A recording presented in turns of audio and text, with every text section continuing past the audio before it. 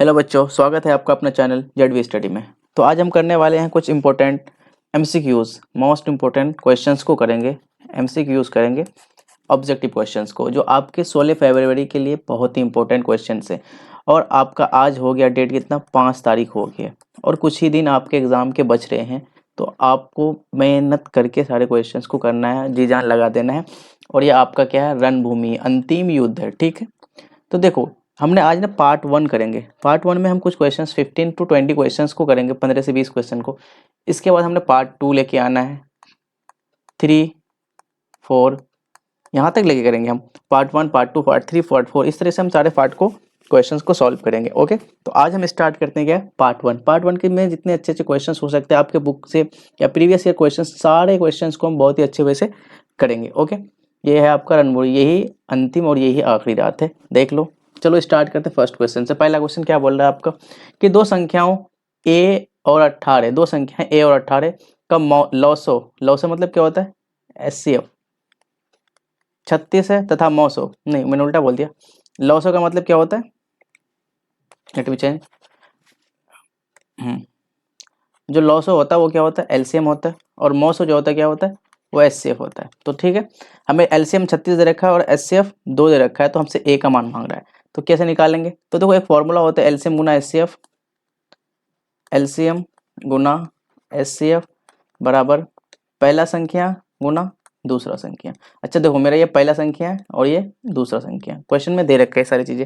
तो देखो पुट करते हैं वैल्यू को, तो एलसीएम का मान कितना है मेरे पास 36, तो 36 रख लो, गुना एचसीएफ कितना है 2 बराबर पहला संख्या कितना है ए और दूसरी संख्या कितना है 18। अब इसको क्या करेंगे, सॉल्व करेंगे, तो कितना हो जाएगा। तो ये 18 दूनी 36 दूनी नहीं काटते नहीं, ऐसे देखें 36 गुना 2, और ये 18 यहाँ गुने में है, यहाँ के किस में आ जाएगा, भाग में आ जाएगा, इक्वल टू क्या हो जाएगा ए। तो देखो 18 का 18, 18 दूनी 36, तो क्या बचा 2 गुना 2 बराबर ए। तो यहाँ से क्या निकल गया मेरे भाई, ए इक्वल टू 2 दूनी कितना हो जाएगा 4, तो ए का मान कितना हो गया 4। ऑप्शन नंबर कौन सा हो जाएगा, सी फॉर क्या हो जाएगा, कॉर्नवालिस। ओके, चलो नेक्स्ट क्वेश्चन। अगले क्वेश्चन में क्या बोला कि निम्न में से कौन सा अपरिमेय संख्या नहीं है। अपरिमेय नहीं, डेट में से वो क्या होगा, परिमेय संख्या होगा। इनमें से आपको बताना है कि कौन सा अपरिमेय नहीं। अपरिमेय नहीं होने का मतलब क्या हो जाएगा, परिमेय। चेक करते हैं।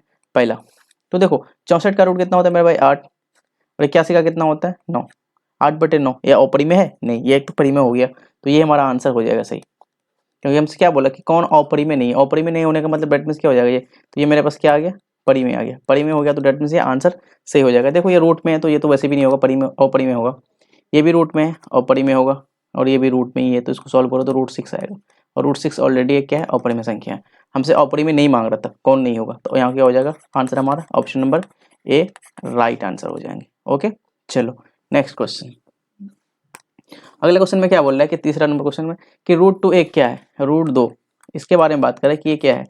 रूट 2 एक परिमेय संख्या नहीं, बिल्कुल नहीं है। प्राकृत संख्या नहीं, प्राकृत संख्या तो एक से स्टार्ट होता है, 1 2 3 4 5 6।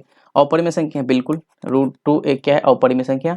जो हमारा उत्तर नंबर क्या होगा, B for banana is a right answer. Okay, चलो नेक्स्ट क्वेश्चन। अगला क्वेश्चन में क्या बोल रहा है कि यदि n एक प्राकृत संख्या है, n क्या है, एक प्राकृत संख्या, पहले n के बारे में बता दिया। तो अगर एक प्राकृत संख्या n, तो n की वैल्यू क्या क्या हो सकता है, 1 2 3 4, इस तरह से कहाँ तक जाएगा, अनंत तक जाएगा या इन्फिनिटी तक जाएगा। ठीक है, तो रूट n का मान क्या होगा, तो रूट n के बारे में हमें बात करना है। अगर n एक प्राकृत संख्या है तो रूट n का मान क्या होगा, इसका मान मांग रहा है रूट n। तो देखो n के जगह हम पुट कर करके देखेंगे, रूट n के जगह अगर रूट n के जगह हमने 0 रखा तो क्या आएगा रूट 0, और रूट 0 का वैल्यू कितना होता है 0 आएगा। और n के जगह नहीं, 0 क्यों रखूँ मैं, सॉरी सॉरी माय बैड, क्योंकि प्राकृत संख्या तो है ही नहीं 0 ना। ओके, n के जगह हम 1 रखेंगे तो रूट n का वैल्यू 1 का वैल्यू कितना होगा 1। अगर n के जगह क्या रखें 2 रख लेते हैं तो रूट 2 हो जाएगा, और रूट 2 का कोई वैल्यू नहीं निकलेगा तो रूट 2 ही रहेगा। अगर n की जगह 3 रखेंगे, 3 रखो तो रूट 3 भी नहीं निकलेगा रूट से। n की जगह 4 रखो तो ये कितना आ जाएगा, तो क्योंकि रूट 4 का वैल्यू कितना हो जाए 2। तो देखो हमने यहाँ से क्या एनालाइज कर रहा हूँ, तो देखो ऑप्शन हमारा देख लो, हमारा यहाँ आंसर क्या कह रहा है 1 रूट 2 रूट 3 2। तो क्या पहला आंसर रूट n के बारे में बात कर रहा है कि हमेशा प्राकृत संख्या होगा क्या, जो हमारे ये आंसर आ रहे हैं क्या वो हमेशा प्राकृत संख्या आ रहे हैं, नहीं ना, रूट भी आ जा रहे हैं, तो ये प्राकृत संख्या तो हमेशा नहीं होगा, गलत है ये। हमेशा अपरिमेय संख्या होगा, हमेशा अपरिमेय संख्या होगा। देखो यहाँ तो परिमेय है ना, ये भी परिमेय है, लेकिन ये दोनों अपरिमेय है, तो हमेशा बोल रहे हैं, हमेशा नहीं होगा, कभी हो सकता है कभी नहीं हो सकता है। हमेशा परिमेय होगा, हमेशा परिमेय मतलब पी बटे क्यू के फॉर्म में होगा, हमेशा पी बटे क्यू के फॉर्म में होगा नहीं ना। तो पी बटे क्यू में एक ये है और ये क्या है, लेकिन ये दोनों नहीं है क्योंकि ये अपरिमेय है, तो ये भी नहीं होगा। तो ऑप्शन सी देखो, सॉरी डी, क्या बोल रहे कि कभी प्राकृत संख्या और कभी अपरिमेय संख्या होगा। हाँ देखो यहाँ 1 और 2 क्या है, प्राकृत संख्या है, और √2 और √3 क्या है, अपरिमेय संख्या है। जो हमारा ऑप्शन नंबर क्या होगा, डी। डी हमारा क्या हो जाएगा, राइट आंसर हो जाएगा। ठीक है, option number D is a right answer. Okay, next question.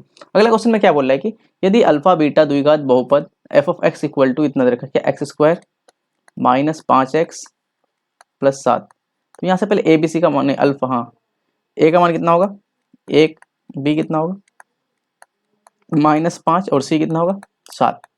ठीक है, तो हमसे निकालने क्या बोला है कि 1 बटे अल्फा अपॉन 1 बटे बीटा का मान निकालना है। 1 बटे अल्फा प्लस 1 बटे बीटा का मान ये निकालना है। तो पहले देखो यार, अल्फा प्लस बीटा का मान निकाल लेता हूँ यहाँ से। क्या होगा, alpha plus beta sum of roots, तो माइनस बी बटे ए होता है।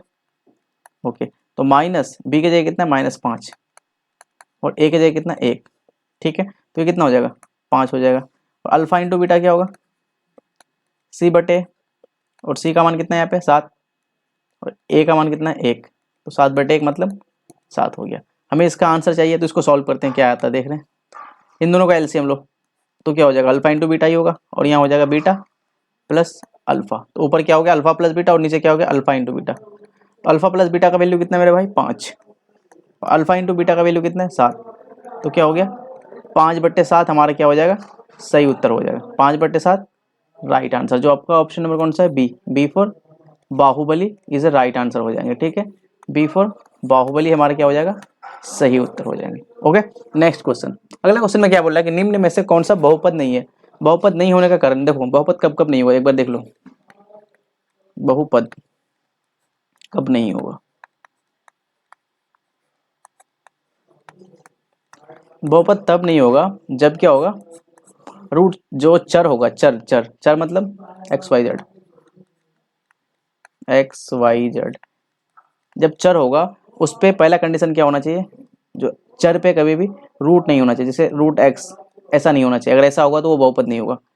चर कभी भी, चर पे पावर कभी भी नेगेटिव नहीं होना चाहिए, माइनस में नहीं होना चाहिए पावर। तीसरा कंडीशन, चर पे पावर कभी फ्रैक्शन नहीं होना चाहिए, भिन्न नहीं होना चाहिए, जैसे 2/3, 4/5, 6/7 कुछ भी, मतलब पावर माइनस में नहीं, सॉरी 2 बट्टे में नहीं होना चाहिए। ठीक है, ये कंडीशन, ये 3 कंडीशन है, ऐसा नहीं होगा। अगर ऐसा हो गया दैट मींस वो बहुपद नहीं होगा। तो देखते हैं कौन सा हमारा है। तो √7, सॉरी और नॉर्मली 7 लिखा हुआ तो एक बहुपद है।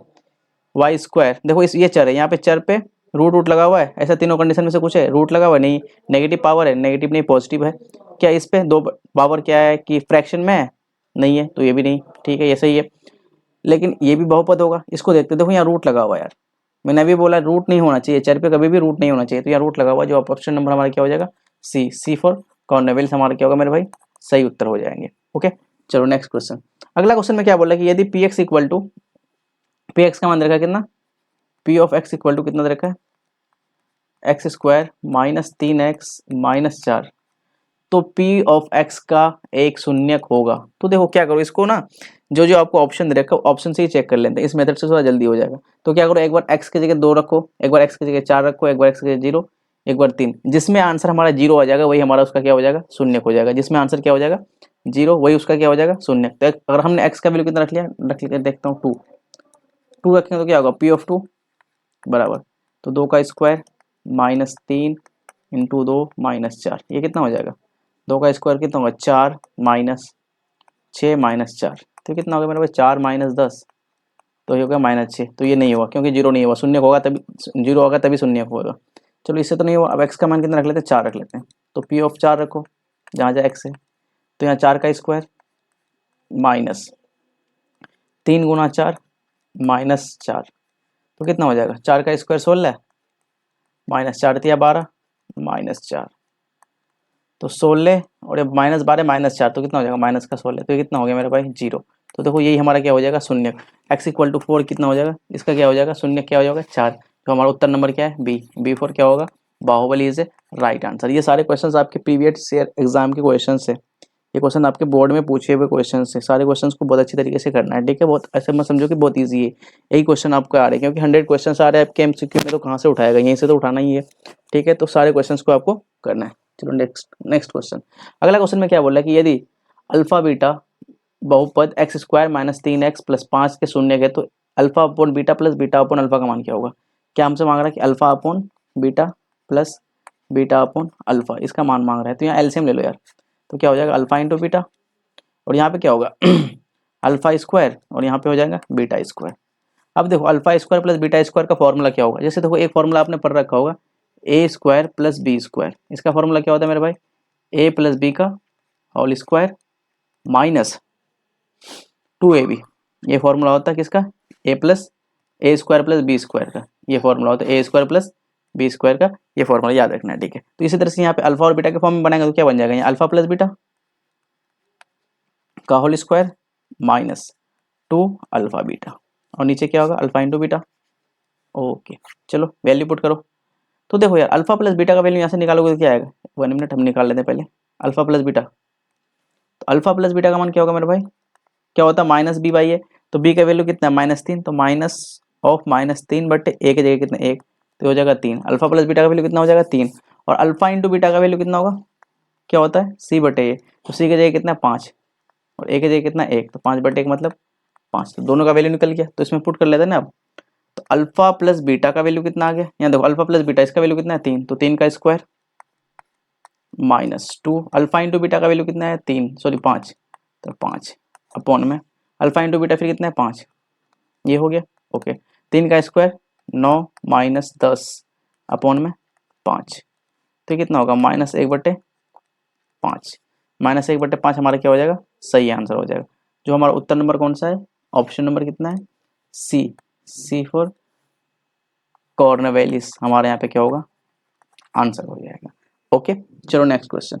अगला क्वेश्चन में बोल रहा है कि के किस मान के लिए समीकरण x प्लस 2y बराबर 7 और 2x प्लस k बराबर 14 संपाती है। संपाती कब होता है मेरे भाई, जब तीनों आपस में क्या होता है बराबर होता है। ऐसे यहाँ से देख लो, ये a1 b1 और c1 की वैल्यू, ये a2 की वैल्यू, ये b2 और ये c2 की वैल्यू। तो संपाती क्या होगा, जब a1 अपॉन a2 बराबर b1 अपॉन b2 बराबर c1 अपॉन c2, जब तीनों कंडीशन आपस में क्या हो जाएगा बराबर हो जाएगा, तो क्या होगा वो संपाती होगा। तो देखो a1 का वैल्यू कितना है, अच्छा a1 का वैल्यू कुछ नहीं है तो यहाँ 1 है, तो 1 हो जाएगा।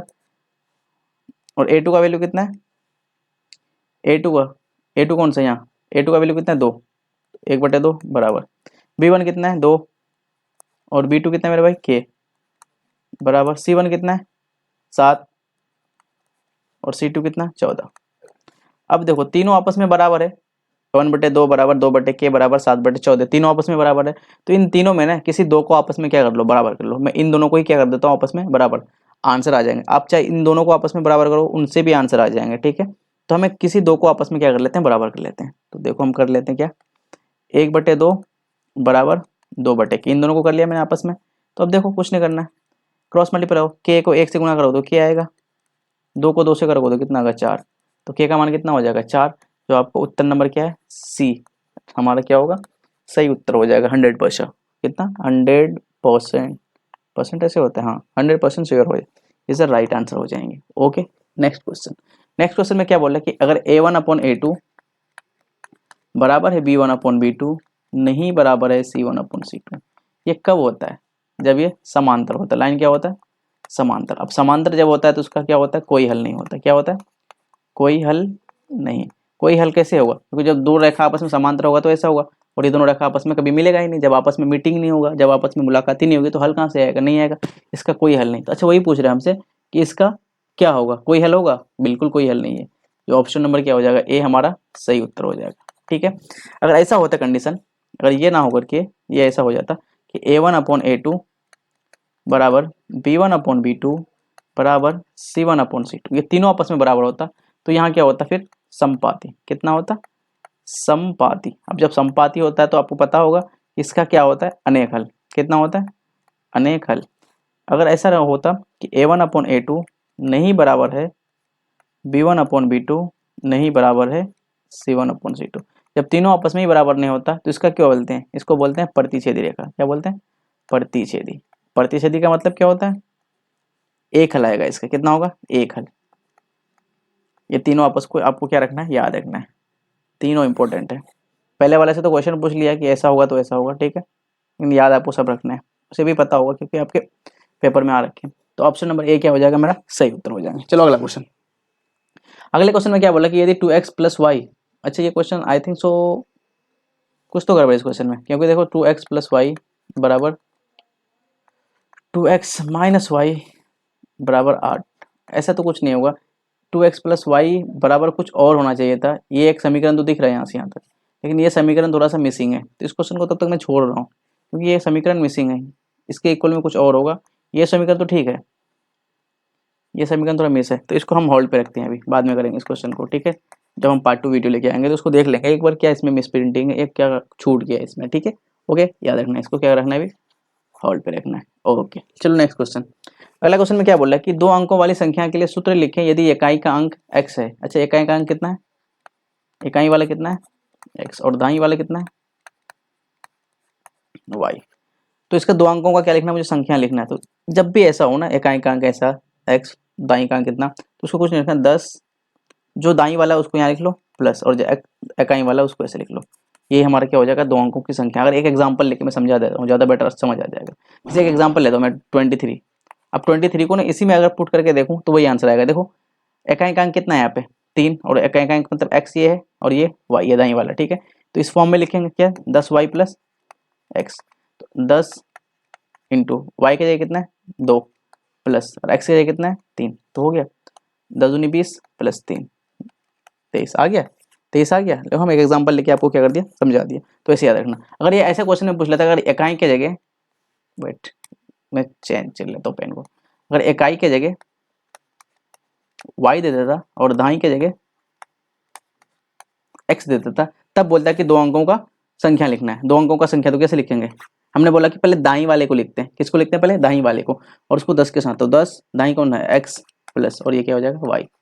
हमने तीनों को आपको समझा दिया कि ऐसा कंडीशन होगा तो क्या होगा, ठीक है। ओके, कर लोगे, कर लोगे, आई होप, अब भी बिलीव है मैं। तो यहाँ पे आंसर क्या हो जाएगा हमारा, उत्तर नंबर बी क्या हो जाएगा, सही आंसर हो जाएगा। Okay, next question. अगला क्वेश्चन में क्या बोल रहा है कि यदि एक बिंदु है क्या 2k - 1, k समीकरण 10x - 9 = 12 का हल है, तो k का मान निकालना है, जो आपके एग्जाम 18A1 में पूछ रखा है। तो 10x - 9y = 12, तो हमें k का मान निकालना है। और ये जो बिंदु है इस समीकरण को क्या कर रहा है, वो संतुष्ट कर रहा है। अगर वो संतुष्ट कर रहा है, इसका मतलब x का मान दे रखा है, हमें y का मान दे रखा है, तो इसको सेटिस्फाई भी करेगा। तो देखो x का मान कितना दे रखा है 2k - 1, तो लिखो यहाँ 10 2k - 1 - 9, और y की जगह कितना है k बराबर 12। ओके, 10 दूनी कितना होगा 20k माइनस यहाँ कितना होगा भाई 10 - 9y, सॉरी 9y नहीं k होगा 9k बराबर 12। तो कितना ही हो गया, 20 में से 9 जाएगा तो कितना आएगा 11k बराबर 12, और ये माइनस में 10 इधर आके किस में हो जाएगा प्लस में। ओके, तो 11k बराबर 12 और 10 कितना होगा मेरे भाई 22। तो k बराबर कितना हो जाएगा 22/k, सॉरी 22/11, तो 11 कम 11, 11 दूनी 22, तो k बराबर कितना हो गया 2, जो आपको उत्तर नंबर कौन सा हो जाएगा बी फॉर बाहुबली। ओके, चलो नेक्स्ट क्वेश्चन। अगला क्वेश्चन में क्या बोल रहा है कि निम्न समीकरणों में से कौन सा रैखिक समीकरण नहीं। रैखिक समीकरण होने का मतलब क्या होगा, घात क्या होना चाहिए, चर का घात कितना होना चाहिए 1, जिसका 1 घात होगा वो क्या हो जाएगा रैखिक समीकरण। तो देखो इसमें 1 घात है नहीं, इसमें 2 घात है। अगर चेक करके देखो ना इसमें 2 घात निकलेगा। 2x बराबर, एक बार करके दिखा दे रहा हूँ। तो इसके कुछ नीचे तो कुछ नहीं 1, तो एलसीएम ले लो, x और 1 का एलसीएम x हो जाएगा, और यहाँ 1 ही होंगे प्लस 2x को x से मल्टीप्लाई करो तो 2x² बराबर 3/2। तो देखो यहाँ घात तो आ गया, तो नहीं होगा, ये रैखिक नहीं होगा, तो गलत है। देखो ये रैखिक है, इसमें घात एक ही है, तो इसका मतलब ये आंसर हमारा क्या हो जाएगा बी, हमारा सही उत्तर हो जाएगा। हालांकि आप चेक कर सकते हो बाकी सबको, देखो इसमें भी 2 घात है तो ये भी नहीं होगा। अब देखो इसको और इसको जब आपस में गुना करोगे ना तो क्या आ जाएगा यहाँ पे 2x², तो यहाँ भी स्क्वायर आ गया, घात 2 आ गया, तो ये भी नहीं होगा रैखिक। ओके, तो उत्तर नंबर बी क्या होगा, सही उत्तर हो जाएंगे। ओके, चलो नेक्स्ट क्वेश्चन में क्या बोल रहा है कि यदि किसी एपी का छठा और 12वां पद क्रम से 13 और 25 दे रखा है। पहले छठा पद दे रखा है A6 कितना दे रखा है 13, और दूसरा क्या दे रखा है A25, सॉरी नहीं 12 A12 का मान कितना दे रखा है 25। तो हमसे मांग क्या रहा है 20वां पद A20 का मान मांग रहा है, ये क्या होगा। तो देखो A छठा का मतलब क्या होता है A+5D बराबर 13 दे रखा है, और दूसरा क्या रखा है A+11D बराबर 25, ये दूसरा समीकरण है। ओके, अच्छा हमसे मांग क्या रहा है कि A20 का मान मांग रहा है, A20 का मान क्या होगा। तो A20 का मतलब क्या होगा A+19D, ये मांग रहा है हमसे। अगर हमें A और D का मान पता चल गया तो हमारा आंसर क्वेश्चन क्या हो जाएगा, सॉल्व हो जाएगा। तो इन दोनों समीकरण को हम क्या करेंगे, सॉल्व करेंगे। तो देखो क्या लिखा हुआ A+5D बराबर 13 लिखना है आपको, तो लिखना ये समीकरण 1 तथा समीकरण 2 से, और यहाँ दूसरा क्या है A+11D बराबर 25। सॉल्व करते हैं, ये माइनस माइनस और माइनस, ए से ए खत्म, यहाँ हो जाएगा माइनस का 6D बराबर, और यहाँ माइनस का 12, तो माइनस से माइनस खत्म, और डी इक्वल टू कितना हो जाएगा 2, डायरेक्ट कर लिया मैंने, ठीक है। 6 दूनी कितना हो जाएगा 12। अब डी का मान समीकरण 1 में रखो या 2 में रखो, आंसर आ जाएगा। हमें 1 में ही रख के देखते हैं, तो A+5 और डी का मान कितना आया 2, तो गुणे 2 बराबर 13, तो A+10 हो जाएगा बराबर 13। यहाँ से ए का मान कितना आ गया मेरे भाई 13 माइनस 10, तो डेट मीन्स क्या उतना हो जाएगा, 13 में से 10 गया तो कितना होगा 3, तो ए का मान कितना आ गया 3, डी का मान कितना आ गया 2। अब इसमें क्या कर लो, पुट कर लो, तो ए का मान कितना है, ए का मान कितना है 2, सॉरी 3, ए का मान 3, तो 3 प्लस 19 गुना डी का मान कितना है 2, कितना हो गया, तो 3 प्लस 19 दूनी 38, 41 कितना हो जाएगा 41। जो आपका उत्तर नंबर कितना है ए फॉर आओ कभी हवेली पर इज ए राइट आंसर। आज का ये लास्ट क्वेश्चन था, आज हम यहीं तक छोड़ते हैं। हम पार्ट 2 में पूरे क्वेश्चंस को लेके आएंगे, अच्छे अच्छे और क्वेश्चंस को। अगर आपको यहाँ तक समझ आया तो वीडियो को लाइक कीजिएगा, चैनल को सब्सक्राइब कीजिएगा। क्या करना है, लाइक करना है, सब्सक्राइब भी करना है, सब्सक्राइब और अपने दोस्तों तक शेयर भी करना है, ठीक है। मिलते हैं फिर नेक्स्ट वीडियो में पार्ट 2 के साथ। थैंक्स फॉर वॉचिंग, ठीक है, थैंक यू।